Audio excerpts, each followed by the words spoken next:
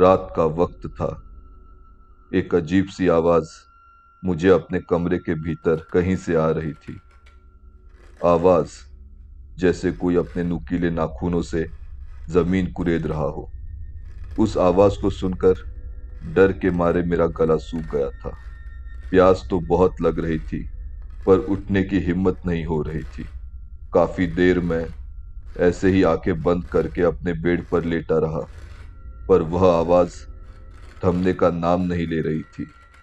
अब इस बात का मुझे पूरा यकीन हो चुका था कि वह जो कुछ भी था मेरे काफी करीब था।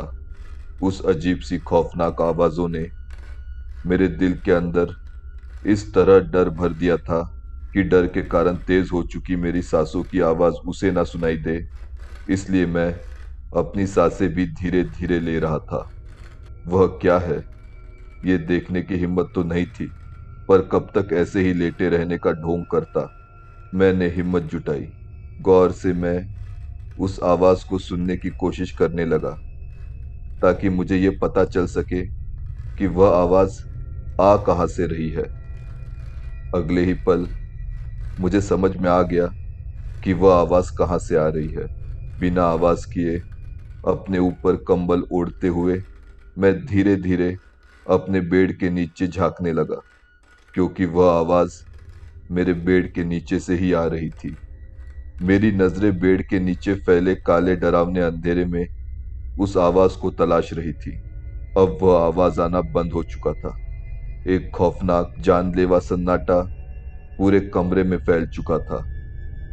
उस सन्नाटे में मैं अपने दिल की तेज धड़कनों को साफ साफ सुन सकता था।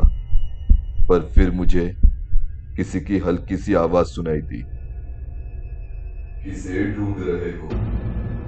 मैं कुछ समझ पाता कि तभी बेड के नीचे से एक डरावनी काली इंसानी आकृति मेरे ऊपर झपटी और एक ही झटके में मुझे बेड के नीचे उस काले अंधेरे में खींच कर ले गई और एकदम से मेरी नींद खुल गई। डर के मारे दिल इतनी जोर से धड़क रहा था मानो सीना फाड़कर वो बाहर आ जाएगा।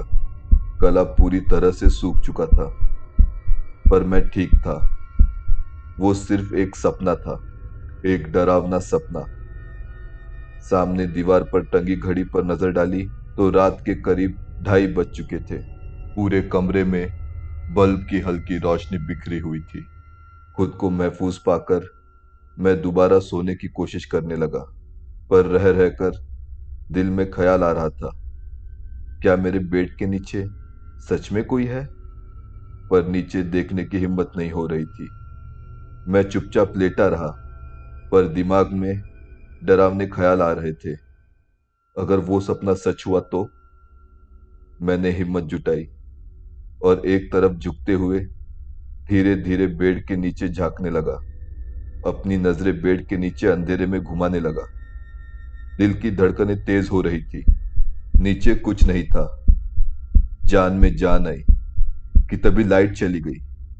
पूरे कमरे में काला अंधेरा छा गया। मेरा जिस्म डर से कांप रहा था। तभी मेरी बीवी उठी और उसने मेरे कंधे पे हाथ रखा और बोली, किसे ढूंढ रहे हो?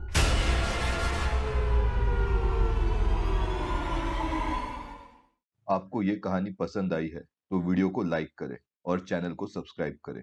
आपको हमारे नए वीडियो के नोटिफिकेशन मिलते रहे, इसलिए बेल आइकन को क्लिक करें। अगर आपके पास ऐसी कोई कहानी है तो डिस्क्रिप्शन पे दिए ईमेल आईडी पर हमें मेल भेजें।